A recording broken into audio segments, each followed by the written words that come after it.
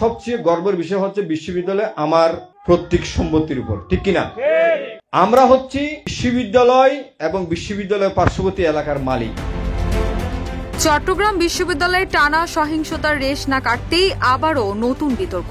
স্থানীয় জামায়াত নেতাদের বিস্ফোরক বক্তব্যের ভিডিও সামাজিক মাধ্যমে ছড়িয়ে পড়তে উত্তাল ক্যাম্পাস। ভিডিওতে বিশ্ববিদ্যালয়কে নিজেদের পৈতৃক সম্পত্তি দাবি থেকে শুরু করে এক নারী শিক্ষার্থীকে নিয়ে বিতর্কিত মন্তব্যের জেরে ক্ষোভে ফুঁসে উঠেছেন শিক্ষার্থীরা। সোশ্যাল মিডিয়ায় ভাইরাল সেই ভিডিও ঘিরে বিশ্ববিদ্যালয়ে এখন ছড়িয়ে পড়েছে বিক্ষোভ আর সমালোচনার ঝড়। এই ঘটনায় 5 সেপ্টেম্বর মধ্যরাতে বিশ্ববিদ্যালয়ের গোলচত্বর AF রহমান হল ও শহীদ ফরহাদ হোসেন হলের সামনে জড়ো হয়ে শিক্ষার্থীরা বিক্ষোভ করেন। এর আগে গত 4 সেপ্টেম্বর এক মতবিনিময় সভায় চট্টগ্রাম 5 আসনে জামায়াতে ইসলামের মনোনীত প্রার্থী সিরাজুল ইসলাম বলেন, চট্টগ্রাম বিশ্ববিদ্যালয় আমাদের পৈতৃক সম্পত্তির ওপর প্রতিষ্ঠিত।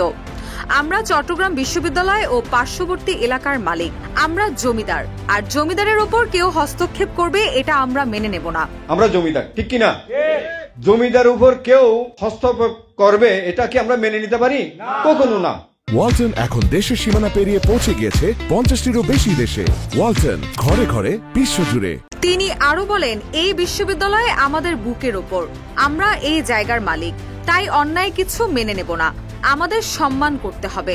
বিশ্ববিদ্যালয় যদি আমাদের যথাযথ সম্মান না করে তবে আমরা জনগণ নিয়ে প্রয়োজনীয় ব্যবস্থা গ্রহণ করব। সভায় ইসলামী ছাত্র শিবিরের চবি শাখার অফিস সম্পাদক হাবিবুল্লাহ খালেদও উপস্থিত ছিলেন। সিরাজুলের বক্তব্যের আগে তিনিও সংঘর্ষের ঘটনা নিয়ে বক্তব্য দিয়েছেন। এদিকে সিরাজুলের দেওয়া বক্তব্য প্রত্যাখ্যান করে বিবৃতি দিয়েছে ছাত্র শিবিরের চবি শাখা।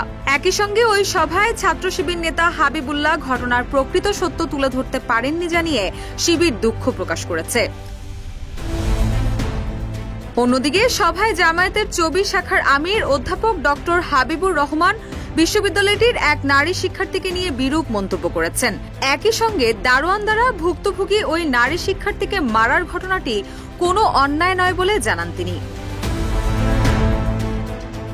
এদিকে সভার ভিডিওটি সামাজিক যোগাযোগ মাধ্যমে ছড়িয়ে পড়লে শিক্ষার্থীরা ক্ষুব্ধ প্রতিক্রিয়া ব্যক্ত করেন।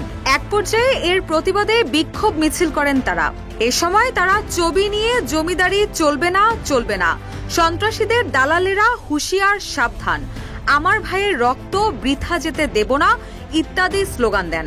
তবে ইতিমধ্যে সিরাজুল তার দেওয়া বক্তব্যের জন্য দুঃখ প্রকাশ করে অনাকাঙ্ক্ষিত ভুলের জন্য ক্ষমা চেয়েছেন। রুশা সুর, নিউজ ডেস্ক, ইত্তেফাক।